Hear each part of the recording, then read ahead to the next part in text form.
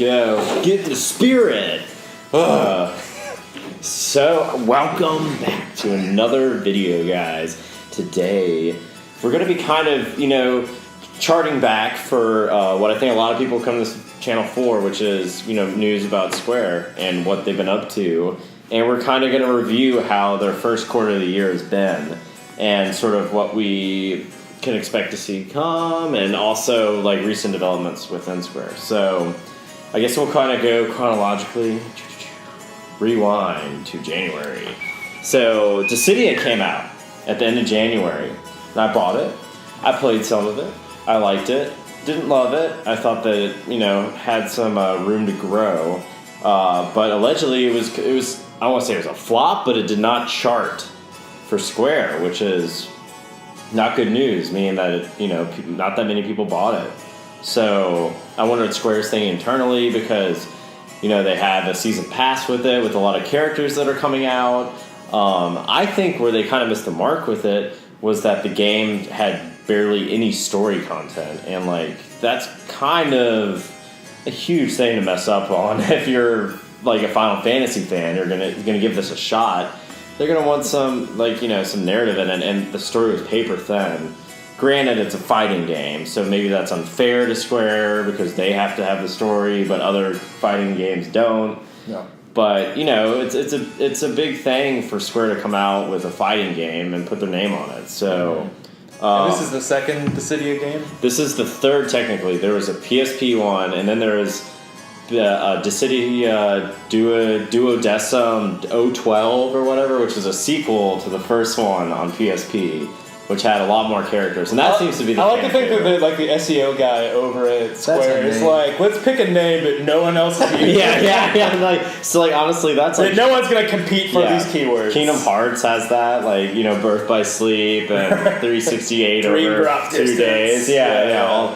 I feel like Square, Nier Automata is a strange style. I guess they want to grab your attention when you read it, But, interesting name choice there. So it didn't do well. It didn't do that well. I mean, I don't want to say it's a bad game because I haven't played it that much. I did enjoy it, but I just feel like that there's just not much to it. And, if you're going to bring in fans, you have to bring it with the story content. And the PSP games did have a story with them. And a lot of people... I played the original, and I can see how, they kind of pivoted away from that a little bit. But, I don't know. I'm not a big fighting game person. I really enjoyed the DBZ game that came out. Different. To be fair, there wasn't really much of a story with that either. Which goes back to the point that there's not a lot of cross-pollination, I think, typically for people who enjoy RPGs and people who enjoy fighting games. I definitely prefer RPGs to fighting games, and every once in a while I'll play a fighting game. But when you're marketing a fighting game to your RPG core demographic, maybe the plot demands are a little bit steeper than, say, DBZ or Street Fighter. Well, see, because DBZ, the Tenkaichi games and Budokai and whatever, they took you through pretty much the entire story of, you would unlock characters by playing through the story, and I don't think they did that with Fighters. No, I think you had them all. Maybe you unlocked one or two when you beat the game, but it wasn't like that. Yeah, it's like Thomas was saying that with a Square and it being a Final Fantasy title, I would assume that a lot of Final Fantasy fans would expect some story. Yeah. Maybe they were hoping to get some fighting game fans to come aboard the franchise and maybe get interested and pick up 15. But I feel that it was again Square unfinished in a sense. It needed more to it. More time in the oven. And I know that it was developed by Team Ninja, who made Metroid Other M. But I don't want to give them trash. It's nothing nearly as bad as that. But and I know that they're gonna have room to work on it. And they also just made Nier, which is a pretty renowned game. So Neo, shit, not Nier. But yeah, so we'll see what the evolution brings. So let's fast forward a little bit, and it's February, and I think that's when we got the Octopath update saying they've taken all this fan feedback and they're changing the game here and there. And then just recently we got the release date, which is July 13th. Yeah, there's a Nintendo Direct. Yeah. And they kind of, again, they talked about things that like fans had said, and they were trying to take that into account. Do we know what the feedback was? Because when I played that demo, I wouldn't have changed a thing. I loved it. I'm so hyped. Well, see, no, I liked one of the things that I had to complain about was that I thought some areas were too dark. And apparently a lot of people had said that too, and so now they have like a different lighting option for it too. And there's like different like save states, or like there's like a different way to save, or they changed that a little bit because people were a little like, I don't know where to save, or they were confused by that. But it was like they kind of went over some of the main things that a lot of people had, because there were apparently a ton of like responses to this, which is great, and it's great when a company actually listens and tries to make the changes. Because I don't think they did anything super drastic, but they made like superficial things that are going to make the whole game a little bit more. Yeah, I really like this trend that's sort of happening very recently, where these studios are investing some, resources in developing seemingly old school type games with some of the newer conveniences and niceties of like modern game design. So that's really awesome. I love that Square spun off this little separate division. Was it Tokyo RPG Factory? Yeah, that's a different one from this. This is the team that made Bravely Default for the DS. Oh, so this is an internal team that's already existed in Square, and this is their new project, essentially. Well, either way, I like that this is a new direction that a lot of studios are going in.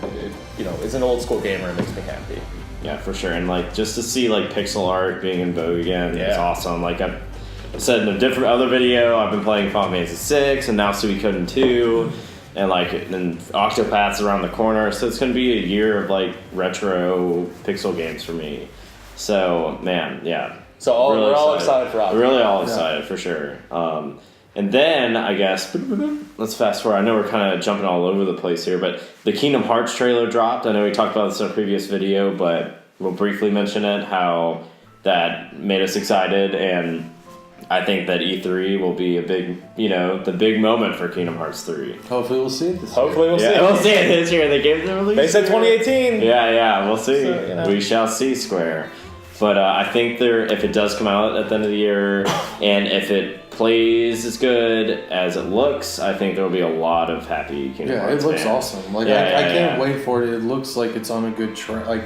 It looks like it's on a good track. I'm excited for E3, them to actually give it a definitive date, and not do the rollback like they did with 15. It's been a long time coming. Yeah, a long time. How long has it been? They announced it in E3 2013. Then they got a year into development. Then they had to scrap it and switch to the E3 engine because they were using Luminous. And then they decided to go. That's the 15 engine. Now they're Unreal. Yeah. So now, and they've been developing it since I guess it'd be 2014. So that's 15, 16, 17, 18, around 4 years development. So, the last leg of the. Yeah. So I guess but that's a long time, and I think there's high expectations for it, and Square's got to bring it. And they've had, by then, it'll probably be about 2 years since 15 came out, so they can learn from the criticisms of that for their AAA game. So I feel like that Kingdom Hearts 3 is a big opportunity for Square to bring it. I think it's definitely an opportunity for them to regain some of the favor that they lost with 15. Yeah. I mean, there were a lot of people bitching, me being one of them, about the way... There were a lot of big fans of it, too, though. There were, again, we don't have to go into the 15 nuts and bolts, but I think there was some dissension over, how the game's content was doled out after release, and I think Square will win a lot of hearts and minds back into the fold if they come out really strong with Kingdom Hearts. Yeah. As long as the full package is satisfying and feels complete. Exactly. And then I'm cool with them releasing a world DLC further down the road. That's cool. But if that world has something to do with why Sora's death happened, then that would kind of upset me. Yeah. So, and you think honestly, Kingdom Hearts would be a very fertile game franchise for DLC. You make a DLC package per a world. You want to have a Toy Story world or whatever. But I feel like Kingdom Hearts is in good hands. It's in with the Pro. They've had their own division working on it for a long time. And these people have been making Kingdom Hearts games for over a decade. So, I feel like that, we have more confidence in this project, which has probably had a strict vision from the beginning versus 15 went through hell and changes and all that stuff. So, it'll be interesting because Tetsuya Nomura was working on Versus, and then he just got focused on Kingdom Hearts 3. So I'm just excited for it. Honestly, I've been trying to keep it out of my mind because I just want it to come out, and I'm excited for it. But whenever it comes out, I'm definitely gonna get it. The hype's gonna be crazy. A month or two building up to it for sure. I'm gonna be chomping at the bit. So anyway, so Kingdom Hearts 3, obviously very excited for that. Next up, we I guess we'll do the latest news, which is Business Division 2 is now going to be called Luminous Studios, which is Hajime Tabata's division, which made 15. And it seems like Square is giving him a lot more independence to do your own thing with the next game. Because, whatever you think about 15, it was a commercial hit, for Square. And, and I feel like he's due. After, you gotta give him a little, he was thrown this project that had been in development hell. He had to bring it to the finish line and, tie all these pieces of a trilogy together in a way, and then, dole it out. I think there's a really interesting documentary to be made, behind the scenes with the making of 15. Yeah. Tabata struggling, all their struggles in there. But I just want to take a step back from that for a minute and just say, so Luminous Studios... Luminous is the same name as the engine for Final Fantasy 15. It is, yes. So, Tabata was the director of 15. He's running this new studio. So, what jumps to my mind immediately is that basically he's been tasked with, you have this engine that we've developed. It looks great. The PC version of Final Fantasy 15 is gorgeous. You can dial it up to 11. It's almost as graphically impressive as GTA 5 on PC. I mean, it's an open world engine and it's gorgeous. That it's gorgeous. 15 is so they've led the bedrock there. That's a huge part of any development project. And it's rare these days for developers to have in-house engines. A lot of them license other engines these days. Right. And maybe they'll keep evolving the engine as time goes on. It seems like to me that what it is Tabata's been given a studio to make games built on this engine. His team is the one that has the most familiarity with it. Luminous Studios is going to be cranking out games running on the Final Fantasy 15 engine. Yeah, and he pretty much is confirmed he's working on a whole new IP. He's making his own game. And I'm sure Square's here's your studio, you've earned it, make the game you've always wanted to make. And if they're going to use Luminous, I assume this is probably the next open world game from Square. Just because that engine is designed for it. And it's cool, because I think there's a lot of reason to be optimistic about it because, 15, they've, what I've said about Kingdom Hearts, they have had a lot of time to learn from it, especially the people who created 15. And, now they can take their lessons learned into their next project, which the rumor has it could be an online, kind of collaborative, kind of Comrades, how that was a prototype for the direction they're going to take their subset in. So within Luminous Studios, you have a small division working on the 15 DLC coming out this year. Then you have the big one working on the IP. Then I've also heard that they have another smaller division within there, so could it be a potential Switch game, but could that run the Luminous engine, or is that something, who knows, So, but I think, I really like 15, and I thought Tabata did a really good job with it, particularly with his characters and everything, and I'm curious to see what he does next. I think he deserves it. Yeah, I think that you should... I think that whatever he's going to come up with, it's going to be interesting. And if it is an online type thing where you're playing with a bunch of people, that could be cool. Because, I know that we play Comrades a little bit, and I enjoyed that. It, I had fun with that. I know that when we were playing, it was pretty early on, and, there were a few hitches and stuff like that. But otherwise, I had a lot of fun, and it was a lot of fun playing with random people. It was fun playing with you all because then we could talk about it.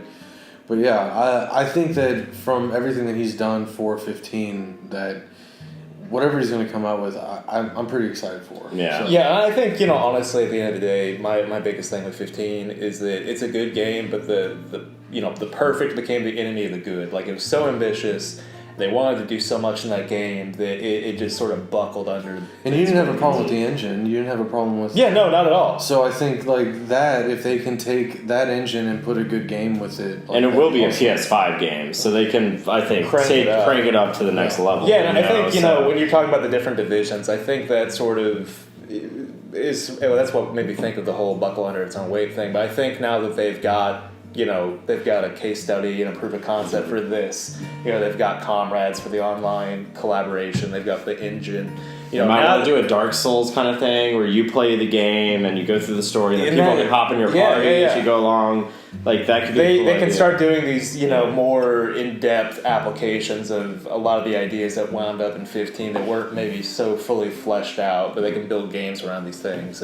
But another exciting thing, this will be the first AAA console game made in-house by Square in a long time. Like I know Nier was but that was like a sequel to a game that came out, a while ago. So this, I'm glad that they've given them the confidence to make this kind of game. And in another sense, I'm kind of happy that it's obvious that Tabata is not making Final Fantasy 16, and that he wanted to break from the franchise, and I don't blame him. And in a sense, I want a new direction from it. So it's always good when you're excited about something and you want to make it, because that's going to make it more interesting, I feel like. So if they give him that option to do something that he's passionate about, I think it would be pretty awesome. Yeah. And I think that we were talking you mentioned briefly, but I think it's fun with Nintendo. I think that Square, if they're making anything, they said that they want to support it, they want to make games for it. And we'll see what actually comes to it, because I know that they said that they might bring previous games and make them work. Because Luminous Engine, I don't know if that's going to work at all on the Switch, but I know that it apparently runs on the PS4. Apparently, remember they had to push it back because they couldn't run the engine on it. So it's but I know that Unreal Engine apparently melds pretty well with the Switch. I mean, they're gonna have to dial back graphics and textures or something like that. But no matter what, I'm excited to for Square, Octopath. That's an exciting new game that is exclusive to Switch. That if they keep going at and making new games for it, that'd be awesome. Because from what I played from the demo, that game seems super fun. So if they keep making exciting games like that, and I think it would good story. That'd be awesome. So. I think it would be cool to see re-releases of old Square games like Final Fantasy 6, 5, 4, whatever, but then take use of the Switch's expanded screen real estate and blow out the image. So don't just crop the 4:3 frame into a widescreen format, but draw back the camera a little bit and have the original screen, but then do the scrolling in such a way where you're seeing that full viewport on the Switch throughout the whole game. And not every game, from that era would work with that, but I think you could do some interesting things, and it'd be an interesting, slant to take on some old school ports or re-releases. Yeah, because I don't know, I know we kind of talked about it recently, but the portability of the Switch, just being able to take a game, I've been playing Doom at lunch at work, and it's 15 minutes of Doom is just fun. It's absurd, and it's funny that I'm playing on this little thing and everything. But I also I've played other games. I played Xenoblade, handheld, and I think that Octopath is going to be a great game to just be able to play on either on the TV or portably. I think that'll be fun. So I don't know. I just if they keep bringing games over, and if they make things that are exclusive to Switch, that'd be fun too. I like that they're not ruling out Switch. I like that a lot of other companies aren't either, but I think that it's great that they're having super intense games for PS4, but they're not just ignoring it, and they're gonna try to do what they can. They gotta have something else cooking for the Switch. I feel that Octopath is kind of this retro style game. I also feel Square, they gotta have some team somewhere working on a full on Switch game. They said that they've been they see that it's popular and they want to be a part of it. Well, if they're smart, they're going to do that, right? And they will. I expect. Well, the economics of it are always sort of the deciding factor.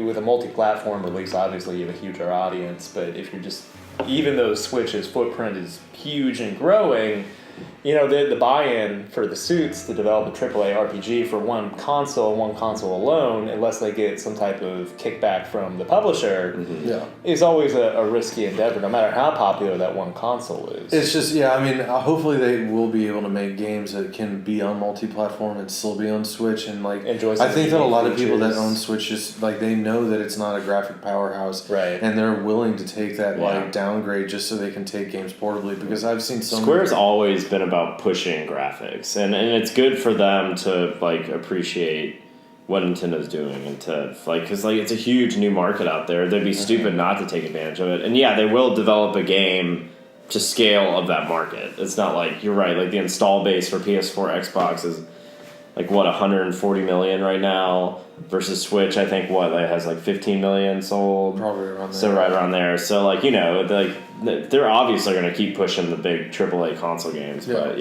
I'm sure Harrison's right. They're doing something. They'd be stupid not to have something like working right now.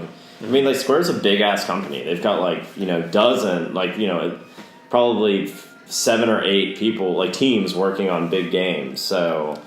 Well, lest we forget, they're called Square Enix. Yeah. Oh, that's right. Speaking of Enix, we do have a new Dragon Quest game on the horizon. It's coming to the West. It's actually been out in Japan for a while. Oh, is it already out? Yeah, it's been out in Japan for a little while. Oh, wow. So a lot of people are like, when's it coming out? And this is kind of like the old days of Square Enix, because like it would come out in Japan, then you have to wait half a year for it to come over, and now it's worldwide simultaneous. What's really cool to me about 11, and you should all watch a trailer if you haven't yet, but it looks to be blending that open world, you know, RPG design that we've seen a lot in the Western RPGs with the classic turn-based JRPG combat model. And I cannot think of another game that's married those two concepts before. I can't think of a single one. Yeah, so it's interesting. Like I haven't played any of the Dragon Quest games, but I mean, like, I think that they're interesting. I do have Dragon Quest builders for Switch, but I haven't even been able to play because my girlfriend's just been playing it like nonstop. She loves it. I played a demo of it and I thought it was great, and then since we bought it, she's just had it in her Switch the entire time. So I'll get to it at some point. But you know, I thought that was fun. But you know, hopefully they I know that they're also going to bring 11.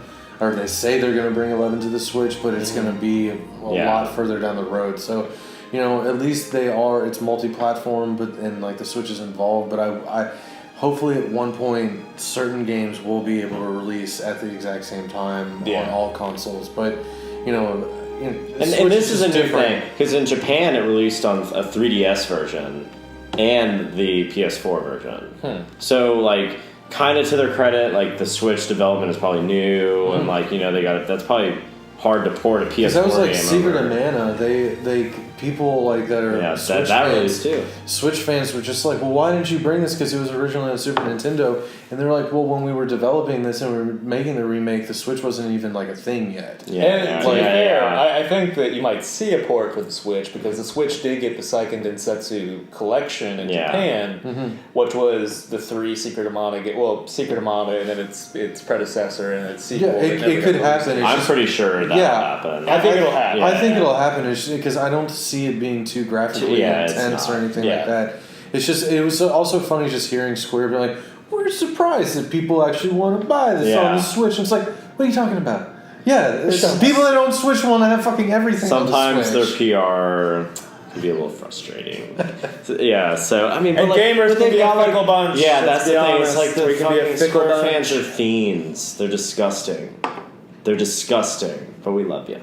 Yeah, you're one. Like, I know I am. But like, you know, like you know, those self-hating Square fans, yeah. But like, they've got all this stuff baking, and needless to say, like the remake, like I feel like the forecast for Square is pretty positive. So and I think they have a lot to be confident about. Granted, I think we're in a lull right now. Like, there's nothing really on the immediate horizon besides Octopath. So we saved the best for last. Well, there's Octopath and there's Kingdom Hearts, and then you also know that remake is gonna happen in our lifetime. So let's talk about the elephant in the room, the Final Fantasy VII remake and the status of it. Oh yeah, status. The only news that has been, they're hiring a lot of people. They're hiring a lot.